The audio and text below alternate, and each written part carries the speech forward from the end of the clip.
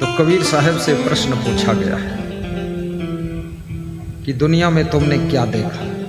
कबीर साहब देखो कितनी मजे की बात कह रहे हैं। तन धरि सुखिया काहू न देखा, तन धरि सुखिया काहू न देखा, जो देखा सो दुखिया। उदय अस्त की बात कहते हम, उदय अस्त की बात कहते हम, सबका किया विवेका, तन धरि सुखिया काहू न देखा।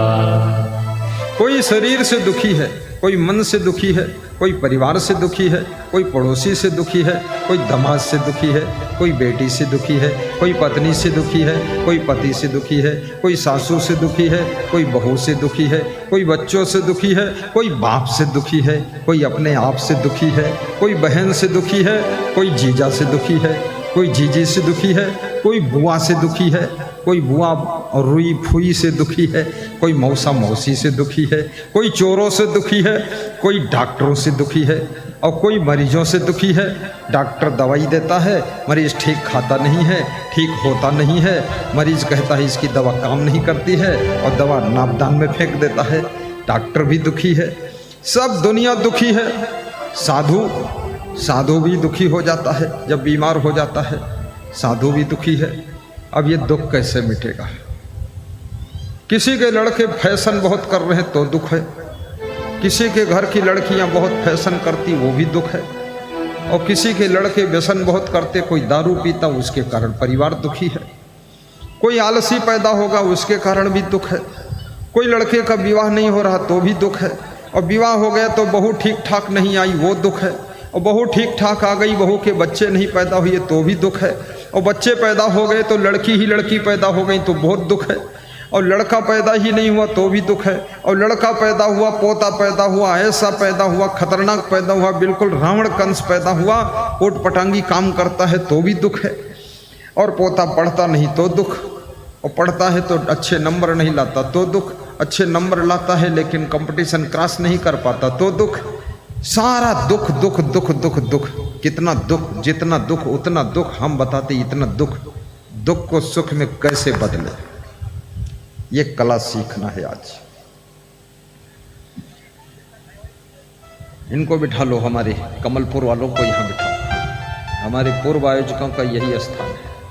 हाँ बैठो बिराजी, वाह क्या बात है, साहिब बन गए। हाँ बैठो, जमो, कितना आनंद आ रहा है, साहिब बन गए। तुम्हें देख कर के ये ख्याल आ रहा है, तुम्हें देख कर के ये ख्याल आ रहा है, जैसे फरिश्ता कोई सो रहा है, कि जैसे फरिश्ता कोई सो रहा है। कोई मेरी आँखों को देखे तो समझे, कोई मेरी आँखों को देखे तो समझे, कि तुम मेरे क्या हो, कि तुम मेरे क्या हो, कि तुम मेरे क्या हो, कि तुम मेरे क्या हो। तुम ही मेरे मंदिर, तुम ही मेरे मंदिर। गुनगुनाइए, सब गाइए। पूजा तुम ही देवता हो, तुम ही देवता हो, तुम ही देवता हो, तुम्ही देवता हो। कबीर कहते हैं तन धर सुखिया काहू न देखा जो देखा सो दुखिया। अब सवाल इस बात का है, दुख देता कौन है? रामायण में लक्ष्मण जी से जब एकांत में बैठ करके निषाद राज ने कहा था कि राजा दशरथ बहुत कठोर है, ऐसे कोमल बालकों को वन में क्यों भेजा, क्या जरूरत थी, बहुत कठोर है। लक्ष्मण ने कहा मेरे पिता को कठोर मत कहना, क्योंकि पुत्र वही है जो पिता की हर आज्ञा में सुख मानता है। मेरे पिता कठोर नहीं है, उन्होंने हमको दुख नहीं दिया, क्योंकि काहू न को सुख दुखे कर दाता। लक्ष्मण ज्ञानी है, वक्ता है, समझदार हैं, ज्ञान की चर्चा कर रहे हैं। काहू न को सुख दुखे कर दाता, काहू न को। दोहराइए, रंजीत सिंह दाता, निज कृत कर्म भोग सब दाता। निज कृत कर्म भोग सब दाता। कौन दुख देता है, किसको दुख देता है, क्यों दुख देता है? ये तो लक्ष्मण जी कह रहे हैं कोई किसी को दुख नहीं देता है। लक्ष्मण जी कहते हैं ये जीव अपने निजी किए हुए कर्मों का फल भोगता है, दुख कोई नहीं और देता, कौन दुख देगा? लेकिन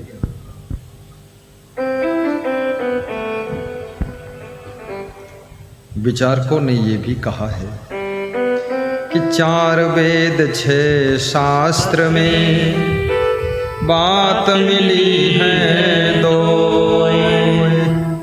सुख दीन सुख होते हैं, दुख दीन दुख होए। ज्ञानियों ने कहा है 4 वेद और 6 शास्त्र का निचोड़ है। शक्कर खिला शक्कर मिले, टक्कर खिला टक्कर मिले, नेकी का बदला नेक है, बदी का बदला बदी देख ले। ये विचारक कहते हैं दुख दीन है दुख होता है, सुख दीन है सुख हो। कभी कभी तुम गलत कर्म नहीं करते, किसी को सताते भी नहीं, लेकिन केवल मन में सोच लेते हो, दूसरों के लिए सोच लेते हो कि ये मिश्रा जी दुखी हो तो अच्छा है। तुम्हारे सोचने से मिश्रा जी दुखी होगा कि नहीं होगा ये पता नहीं, लेकिन तुम जरूर दुखी होना शुरू हो जाओ।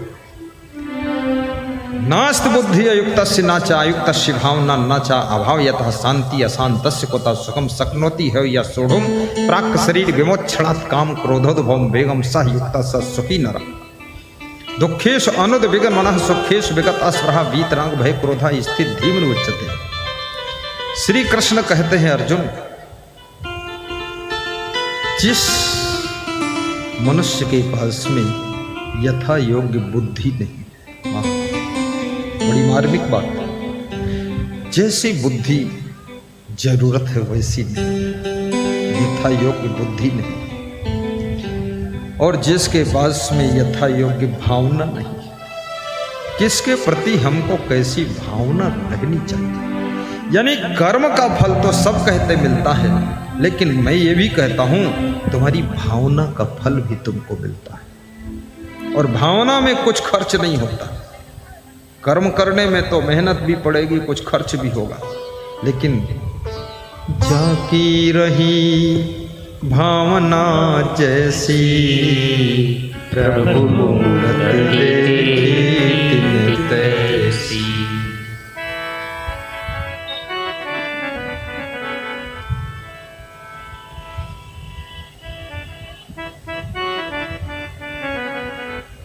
एक व्यक्ति पैदल जा रहा था।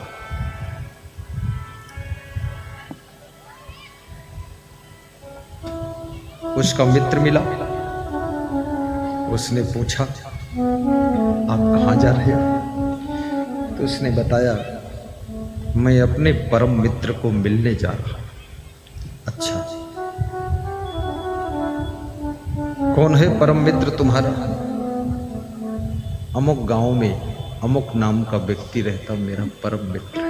आहा, वो तो मेरा भी परम मित्र है। वैसा आदमी तो धरती पर कभी कभी पैदा होता, बहुत महान व्यक्ति है। जाओ, मेरा भी नमस्कार कह देना। वो चला गया, मिला, उसने उनका नमस्कार कहा। केवल इतना बताया, रास्ते में मिले थे, नमस्कार भेजा है। तो उस परम मित्र ने कहा, अरे वो तो बहुत महान व्यक्ति है, धरती का देवता है। ऐसे लोग कभी कभी मित्रों की श्रृंखला में फ्रेंड बनते हैं। मैं उस मित्र को पाकर बहुत खुश हूं। जब लौट कर आया तब फिर ये मित्र मिला। पूछा, तुमने मेरा नमस्कार उनको सुनाया? क्या बोला वो? बोले, जो तुमने बोला वही वो बोला। तुमने कहा ऐसा परम मित्र मेरा है, बहुत महान है। उसने भी यही बात बोली। तुम जिसके बारे में गलत सोच रहे हो, याद रखना, मानसिक तरंगें तुम्हारे लिए भी गलत ही दौड़ने लग जाती है। इसलिए मन की भावना को भी अच्छा बना लो। और मन की भावना जिसकी अच्छी है, कृष्ण कह रहे हैं, क्या कहते हैं? नास्ति अयुक्तस्य भावना। जिसके मन की भावना यथा योग्य नहीं, माँ के प्रति कैसी भावना होना चाहिए, पिता के प्रति कैसी भावना होना चाहिए, गांव के वरिष्ठ लोगों के प्रति कैसी भावना होना चाहिए, गांव के बुजुर्गों के लिए हमारे भाव क्या होना चाहिए, संत के प्रति भावना कैसी हो, गुरुदेव के प्रति भावना कैसी हो, बहन के प्रति, बेटियों के प्रति, शिक्षक के प्रति, डॉक्टर के प्रति, सारा भावना का खेल है। जिसकी यथा योग्य भावना नहीं, श्री कृष्ण कहते न चा अभाव यथा शांति। जो भावना से हीन है उसको कभी शांति नहीं मिलती, और जिसे शांति नहीं मिलती है उसको कभी सुख नहीं मिलता है, और जिसे सुख नहीं मिलता है उसको जिंदगी भर दुख मिलता है, दुख ही दुख मिलता है। सवेरे सोकर उठो, अपने माता पिता के पैर छू लो। तुम जिस माता पिता के साथ में रोज रहते हो, तुमको लगता है ये तो साधारण है, इनमें तो कोई गुण दिखता ही नहीं है। जिसके पास में तुम हमेशा रहने लग जाते हो, तुम्हारे लिए साधारण हो जाता है। अयोध्या में सैकड़ों साल से बसने वाले लोगों के लिए सरयू नदी भी साधारण हो गई है। गंगा के किनारे हरिद्वार में रहने वालों के लिए गंगा जी भी साधारण ही है, क्योंकि उनकी भावना बदल जाती है। सास ससुर के साथ रोज रोज रहने वाली बहू के लिए सास ससुर भार हो जाते हैं, भावना बदल गई है। याद रखना, तुम सोना रोज पहनते हो, सोना के प्रति कभी जय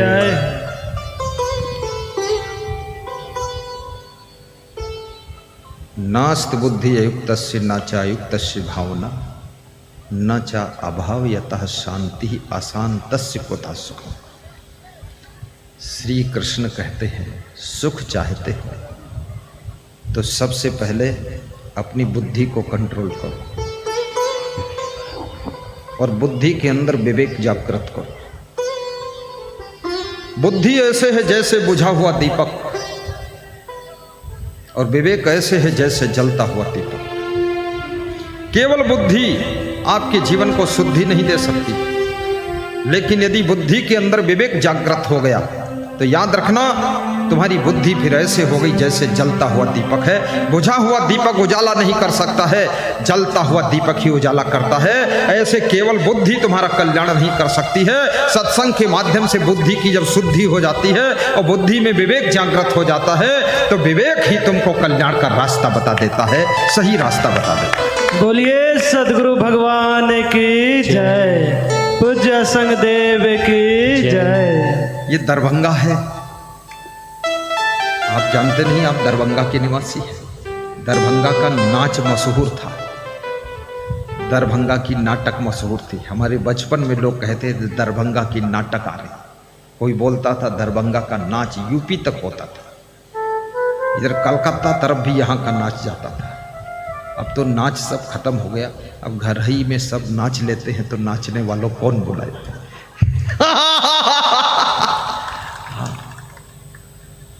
नाचने वालों का धंधा भी खत्म हो गया।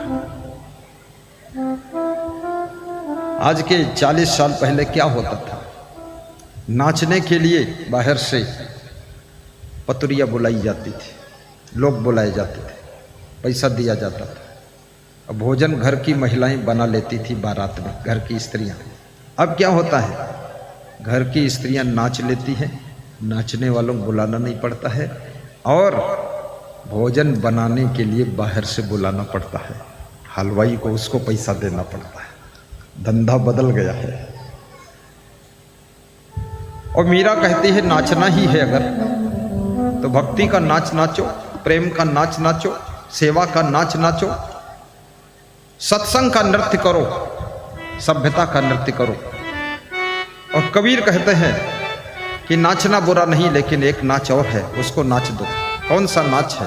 प्रेम पाट का चोल ना पहिर कबीरू नाच। प्रेम रूपी कपड़ा पहन करके कबीर कहते हैं कि तुम सुबह से लेकर शाम तक नाचते रहो। क्या नाचोगे? प्रेम रूपी कपड़ा। प्रेम रूपी कपड़ा कहाँ मिलता है? दरभंगा की मार्केट में मिलता है, बिरौल की मार्केट में मिलता, कहीं नहीं मिलता है। प्रेम के वस्त्र अगर मिलते हैं कहीं तो सत्संग की बाजार में मिलते हैं, प्रेम के कपड़े मिलते हैं। सुबह से लेकर शाम तक जितने कार्य करते हो, झाड़ू लगाना है प्रेम से लगाइए। प्रेम से झाड़ू नहीं लगाओगे तो झाड़ू 3 दिन में टूट जाएगा, झाड़ू खुद कूड़ेदान में पहुंच जाएगा। साबुन बदन में लगाना है, प्रेम से लगाइए। कितने लोग पूरी ताकत लगा देते हैं साबुन के ऊपर, एक ही दिन में एक बट्टी रगड़ देते हैं। वो सोचते हैं ज़्यादा साबुन लगाऊंगा गोरा हो जाऊंगा। गोरा वोरा नहीं होगे और तुम्हारी खाल काली हो जाएगी। साबुन से गोरे हो जाते, कोई 20 रुपये में गोरा हो सकता है। फालतू नाटक में फंस रहे थे। साबुन को भी प्रेम से लगाओ, कपड़े भी प्रेम से धो। ज़्यादा पीटो मत, ज़्यादा पटको मत, ज़्यादा देर धूप में भी मत डालो, सूख जाए तुरंत उतार दो। भोजन भी प्रेम से बनाओ, गुस्सा में भोजन मत बनाओ। गुस्सा में बनाया हुआ भोजन न स्वादिष्ट होता है, न स्वास्थ्यवर्धक होता है। मुस्करा कर प्रेम से भोजन बनाइए तो भोजन ही अमृत है, और जो खाएगा वो तुम्हें धन्यवाद भी देगा। प्रेम से भोजन बनाना चाहिए और प्रेम से परोसना भी चाहिए। कोई भोजन खाने के लिए बैठा, ऐसे नहीं परोसना है कि जैसे कोई मिट्टी का बड़ा ढेला जैसा भात का ढेला उसकी थाली में डाल दिया। अरे उसको फोड़ लो, थोड़ा बिखरा लो, कोमल कर लो। दाल भी परोसा तो 3 फीट ऊंचे से परोस दिया तो सब उसका धोती कुर्ता छिप गया। ये कौन तरीका है? ये गुस्सा में परोस रहे हो। प्रेम से परोसना भी है, प्रेम से बनाना भी है, प्रेम से खाना ही है। और खाने के लिए बैठे प्रेम से नहीं खा रहे, थोड़ा बहुत खाए फिर उसी में हाथ धो दिया, उसी में खुला कर दिया, फिर आधा भोजन फेंक दिया। याद रखना, अन्न का अपमान करने वाले लोग कभी लक्ष्मी के अधिकारी नहीं होते हैं। और अन्न के एक एक कण का जो सम्मान करता है वो का जिंदगी में कभी भिखारी नहीं होता है, भिखारी नहीं।